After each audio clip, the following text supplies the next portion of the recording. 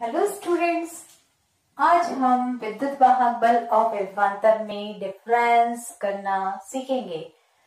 वैसे तो हम सब जान चुके हैं, बट लेकिन थोड़ा एक्सप्लेन करते हुए हम लोग सीखें, बहुत अच्छे से समझ लें, ट्रिक्स उसके सीख लें तो हम बहुत आसानी से या ऑलवेज रिमेम्बर रख सकते हैं।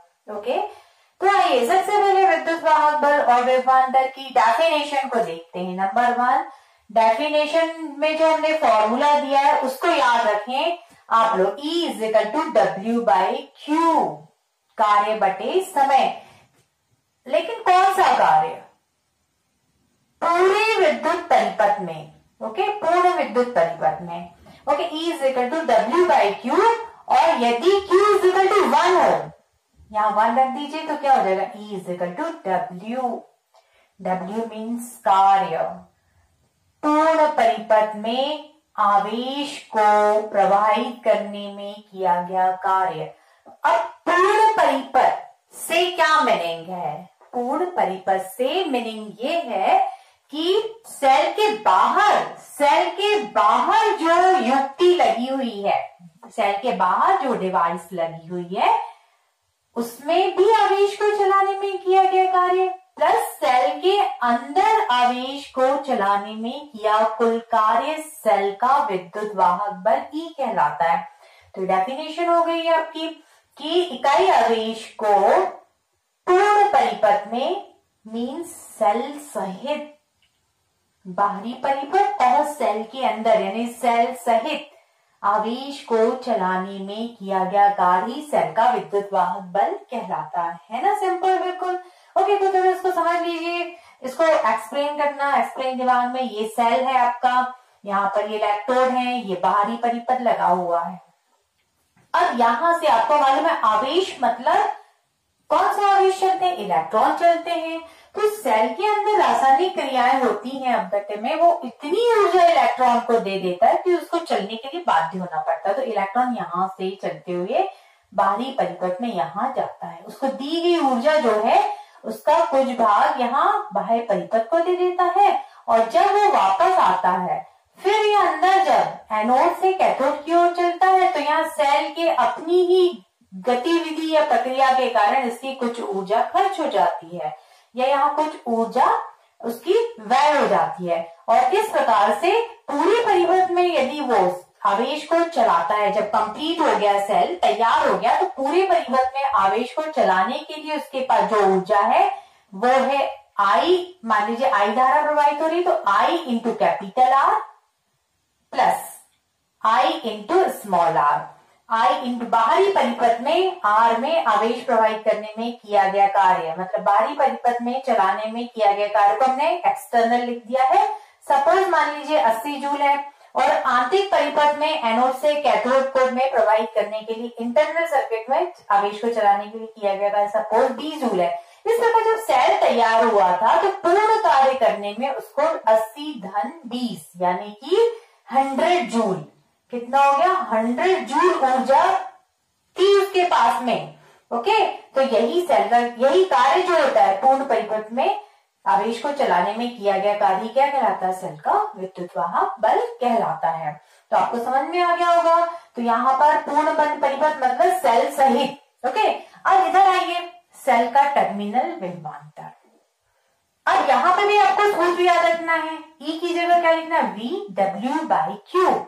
यदि Q इज इक्वल टू 1 तो V is equal to W। Means इकाई आवेश को बाहरी परिपथ में चलाने में किया गया कार्य, ओनली बाहरी परिपथ में, सेल के अंदर नहीं, बाहरी परिपथ में आवेश को चलाने में किया गया कार्य सेल की प्लेटों के बीच में विभवांतर या क्या कहलाता है? कार्य किसके बराबर होता है? टर्मिनल वोल्टेज के बराबर होता है। यहाँ पे सेल रहित यानी सेल को नहीं लेना है, सिर्फ इस तरह से आवेश बह रहा है तो डिवाइस जो है या प्रतिरोध के सिरों पर विभवांतर या इलेक्ट्रोड के बीच विभवांतर ही टर्मिनल वोल्टेज कहलाता है। तो यहाँ के अनुसार क्या था? आवेश को बाहरी परिपथ में चलाने में किया गया कार्य कितना था? 80 जूल। तो आप देख रहे हैं ना कि ये विभवांतर जो है वो E से कैसा है? यहाँ पर कम है, लेस है। एक पॉइंट आपको, अगला जो पॉइंट हम डिस्कस करेंगे उसमें हम यही डिस्कस करेंगे कि जब हम सेल से धारा ले रहे हैं, आवेश चल रहा है, धारा इस दिशा में बहती है, आवेश के ठीक विपरीत आवेश इस दिशा में चल रहा है। तो सेकंड पॉइंट अपन यही डिस्कस करेंगे कि जब हम सेल से धारा लेते हैं तो उस समय में क्या होता है, टर्मिनल वोल्टेज विद्युत वाहक बल से कम हो जाता है। कितना कम हो जाता है, IR के बराबर। आप समझ चुके होंगे यहाँ पे कार्य किया। जब आवेश यहां से यहां चलेगा तो सेल के अंदर जो प्रक्रिया होती है तो इस कार्य के बराबर E माइनस IR, यही क्या हो जाता है, विभवांतर। सेकंड पॉइंट में मैं डिस्कस करूंगी, जल्दी से इसको समझ लीजिए, नोट कर लीजिए। लेकिन जब एग्जाम में आए तो सिर्फ आपको इतना ही लिखना है, this is not include in the topic, in the point. इस पॉइंट में सिर्फ ये इंक्लूड नहीं करना है, ये मैंने समझाने के लिए लिखा हुआ है कि आपको बिल्कुल करेक्ट समझ में आए बाह्य परिपथ और आंतरिक परिपथ। ओके तो स्टूडेंट्स, सेकेंड पॉइंट हम लोग अभी डिस्कस कर चुके हैं, निरावेशन प्रक्रिया। जब हम सेल को निरावेशित करते हैं, निरावेशन मतलब कि सेल से जब हम धारा लेते हैं तो हम जानते हैं सेल से जब धारा लेते हैं तो बाहरी परिपथ में, फिर अंदर, तो अंदर सेल का क्या होता है, आंतरिक प्रतिरोध, जिसके कारण सेल की ऊर्जा खर्च हो जाती है, जिसके कारण उसकी प्लेटों के बीच विभवांतर गिर जाता है, मतलब कि टर्मिनल वोल्टेज कम हो जाता है। ओके, और विद्युत वाहक बल अधिक हो जाता है। विद्युत वाहक बल से क्या तात्पर्य है, बाहरी परिपथ में किया गया कार्य और आंतरिक परिपथ में किया गया कार्य। ओके, तो E का मान हमेशा ज्यादा रहता है। कब, जब हम सेल से धारा लेते हैं तो उस समय में क्या होता है, सेल के अंदर आंतरिक प्रतिरोध के कारण, हम जानते हैं सेल के अंदर आंतरिक प्रतिरोध के कारण E में से IR क्या हो जाता है, कम हो जाता है, ये टर्मिनल वोल्टेज बनता है। या उल्टा समझ सकते हैं कि बाहरी प्रतिरोध में किया गया कार्य कितना होता है, IR, जिसको हम I कैपिटल R, जिसको हम क्या कहते हैं, V कैपिटल V कह दीजिए, और टर्मिनल वोल्टेज हो जाता है, और आंतरिक परिपथ में किया गया कार्य कितना होता है, IR, ये टोटल कार्य होता है सेल का, और यही क्या कहलाता है, E कहलाता है। ओके, तो यहाँ पर जब हम सेल से धारा लेते हैं तो IR के कारण क्या होता है, आंतरिक प्रतिरोध के कारण सेल के अंदर सेल की ही ऊर्जा खर्च हो जाती है IR के बराबर, जिससे सेल की प्लेटों के बीच विभवांतर क्या हो जाता है, E से गिरकर क्या बन जाता है, V बन जाता है। ओके, तो सिंपल याद रखना, हम इसको डिटेल में समझ चुके हैं कि जब हम सेल से धारा लेते हैं यानी निरावेशन प्रक्रिया, तब सेल की प्लेटों के बीच विभवांतर कम हो जाता है, विद्युत वाहक बल अधिक हो जाता है, यानी इस समय विद्युत वाहक बल का मान टर्मिनल वोल्टेज से ज्यादा होता है। यहाँ जस्ट उल्टा बोल दो कि सेल से धारा लेने पर टर्मिनल वोल्टेज का मान विद्युत वाहक बल से कम होता है। ओके, ई में से IR गया टर्मिनल वोल्टेज। अब हम आते हैं आवेशन प्रक्रिया, मतलब सेल को हम चार्जर से जोड़कर धारा दे रहे हैं, ये भी हम पढ़ चुके हैं। तो उस समय सेल की प्लेटों के बीच विभवांतर बढ़ जाएगा, E प्लस IR हो जाएगा। E तो पहले ही था, सेल का पूरा कार्य बाहर और अंदर का E, और प्लस IR जुड़ जाएगा क्योंकि चार्ज दे रहे हैं अपन उसको। तो इस समय में क्या हो जाएगा, आवेशन प्रक्रिया में क्या हो जाएगा, E का मान जो है वो कम हो जाएगा टर्मिनल वोल्टेज से। ओके, जब हम सेल को धारा देते हैं तब विद्युत वाहक बल E का मान विभवांतर से कैसा हो जाता है, कम हो जाता है। इस समय में V इजिकल टू, इधर लिखा है सॉरी, V इजिकल टू कितना हो जाता है, E प्लस IR। इधर उल्टा लिख दीजिए कि सेल को धारा देने पर टर्मिनल वोल्टेज ज्यादा हो जाता है। ओके, टर्मिनल वोल्टेज का मान जो होता है वो E से कैसा हो जाता है, ज्यादा हो जाता है। ओके, और सेल से न तो धारा ले रहे हैं न ही धारा दे रहे हैं, तो हम इस स्थिति को जानते हैं। सेल की प्रारंभिक स्थिति है, सेल बनकर आवेश प्रवाहित करने के लिए धारा देने को तैयार है। तो इस समय सेल की प्लेटों के बीच विभवांतर को ही हम विद्युत वाहक बल कह देते हैं, यानी E और V क्या होते हैं, आपस में बराबर होते हैं। I की वैल्यू 0 रखो, यहाँ पे 0 रखो, E इजिकल टू V आ जाएगा, यहाँ 0 रखो, E इजिकल टू V, मतलब न तो धारा ले रहे हैं न ही धारा दे रहे हैं, ये दोनों सिचुएशन में V इजिकल टू क्या हो जाएगा, E हो जाएगा। ठीक है, ओके। अगले पॉइंट पे आते हैं निर्भरता, यानी कि विद्युत वाहक बल किस पर निर्भर करता है। तो विद्युत वाहक बल जो होता है सेल के अंदर भरे हुए इलेक्ट्रोड और विद्युत अपघट्य की प्रकृति पर निर्भर करता है। ओके, किस पर निर्भर करता है? इलेक्ट्रोड और विद्युत अपघट्य जो है इन दोनों की प्रकृति पर निर्भर करता है, जबकि विभवांतर इनकी प्रकृति पर निर्भर न करते हुए बाहरी जो परिपथ है उसके प्रतिरोध पर समानुपाती निर्भर करता है। यदि प्रतिरोध ज्यादा होगा तो प्रतिरोध ज्यादा होगा तो विभवांतर भी ज्यादा होगा। फटाफट इसको नोट कर लीजिए, एक आधे पॉइंट और डिस्कस करते हैं।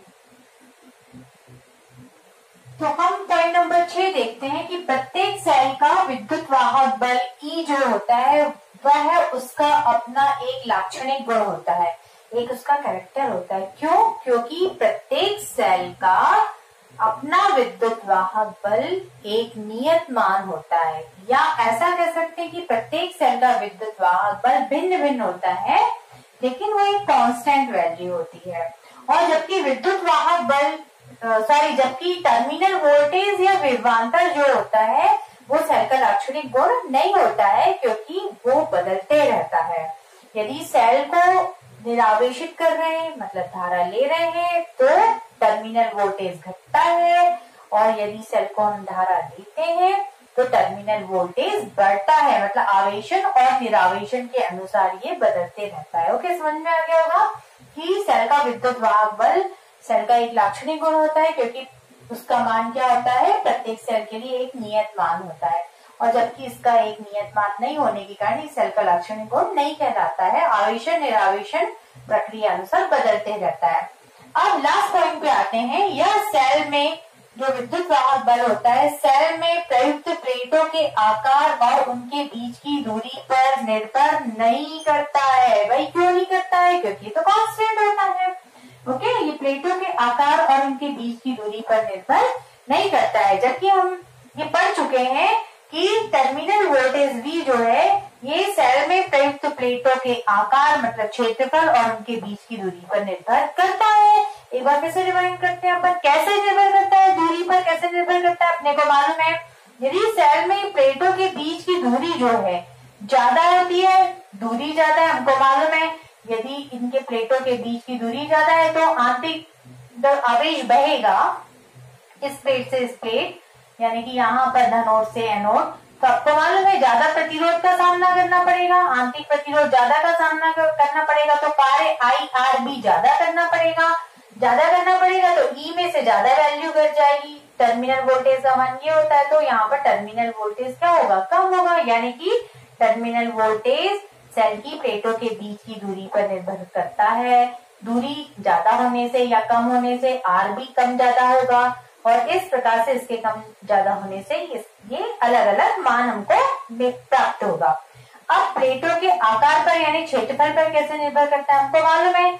यदि क्षेत्रफल ये प्लेटों का आकार का क्षेत्रफल ज्यादा होगा तो आंतरिक प्रतिरोध कम होगा, आंतरिक प्रतिरोध कम होने से IR कम होगा। उस समय में सेल की प्लेटों के बीच विभवांतर धीरे धीरे घटेगा। इस प्रकार ये निर्भर करता है। Okay, that's all. I hope आपको बहुत अच्छे से समझ में आया होगा, आप इसको अच्छे से डिफरेंस कर सकते हैं। Thank you for watching.